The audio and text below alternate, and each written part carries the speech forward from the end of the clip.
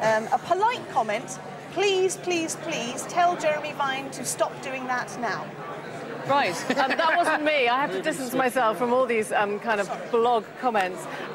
Luke, tell us what you're getting in terms of tone again, because, you know, some people are already, even at this early stage, talking about, oh, Labour meltdown and it's really looking bad. Are you getting that sort of feedback from the comments? Not from either Labour commenters or from other Labour blogs, and people seem to be picking up bits of good news, seat gains in some of the northern cities like Liverpool and Manchester. Also, some key parliamentary marginals where the results aren't that bad. Where Hastings, I believe, we've actually picked up a seat from the Liberals. Worcester, there was an iconic seat because of Worcester woman in the last general election. No change at all. So, yeah. Labour morale seems to be holding up pretty well. Any mention of Ken at the moment? I mean, it's a difficult one to blog in the sense nothing's happening, but I know you've been working hard on that all day. People don't know how to call the London result. We know that the turnout was very good in inner city areas where Labour's strong, but we also know that the turnout was very good in the Tory suburban areas. So who knows? We've got to get into the count tomorrow and start seeing exactly how those votes weigh up before we can predict that. Okay, thanks. There is some breaking news from each of our bloggers who tell us this is the heaviest night's traffic that they've had in a single go. But it does seem that the mood, the sort of traffic is now starting to slow down a little bit. We've had the projected national share, lots of chatter and Twitter and stuff about that. As you can imagine, we'll have a little bit more on that in a moment. But first, I'm going to take you to our Labour activist, Luke Akehurst, who said just a moment ago, and I quote, "This is the dangerous bit where I now start to destroy my political career."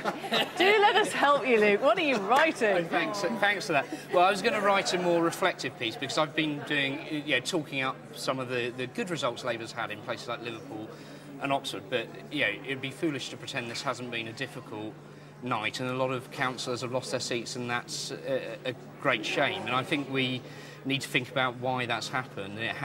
To my mind, we were heading for quite a good set of results until the 10p issue really started to hit home in people's pay packets in April, and that's a completely self-inflicted wound, and so it's a great shame. So what are you writing now that you think will destroy it? Because actually, talking about the 10 pence tax is no different to most of the Labour rebels, right? The difference I would have with Labour rebels is that I think the New Labour brand isn't necessarily solid. That actually the public like the combination of economic efficiency and tough on crime and social justice that New Labour stands for. It's just the 10p thing made them think that actually maybe we'd lost sight of the social justice element of that, and we need to get back to the fundamentals of what it was that won us 3 general elections. Alex Mortimer, you are nodding very sagely, like a nodding sage Lib Dem. Go on, tell us what you've The Lib Dems were, of course, the only party to notice the 10p problem last year when the budget came out. And to vote against it. Well, but in terms of what you're kind of writing now and what your feel is, you must be pretty happy with where you're sitting now. Extremely you're happy. Above Labour. Yes, we're above Labour. We are now apparently the second party in the country. It's fantastic news. We haven't, as far as I can see, we've held about steady. We're on about net -3 or something last time I looked. So we've held it steady. We had great results in 2004. You said this was the heaviest night's traffic you'd had. Yes. Which was fantastic. I won't ask how many, because that might just kill it all for us. Less than a tenth of Ian Dale's traffic on a normal day. It's not size that counts, Alex. Absolutely. We're going to have the projected national share of our bloggers blogging soon, aren't we? But Alex, just take us through a couple of comments. Everyone's sort of getting, like Luke says, everyone's getting more reflective.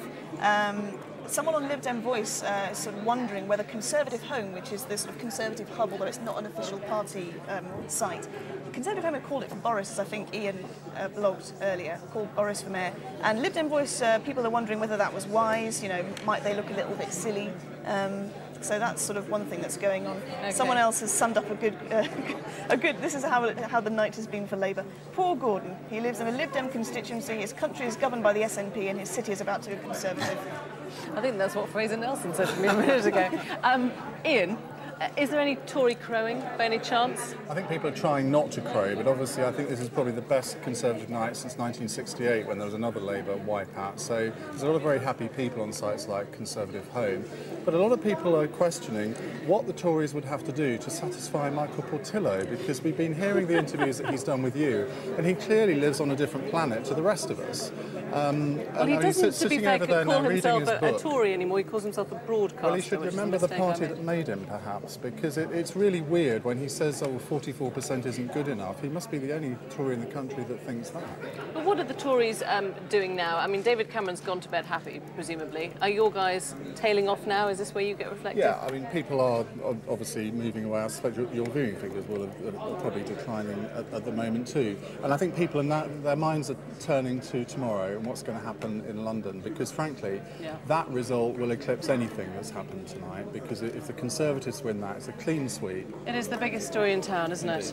Thank you all very much. We'll let you know as soon as Luke tells us if he has in fact destroyed his political career or not. It could take another hour. We'll bring it to you live.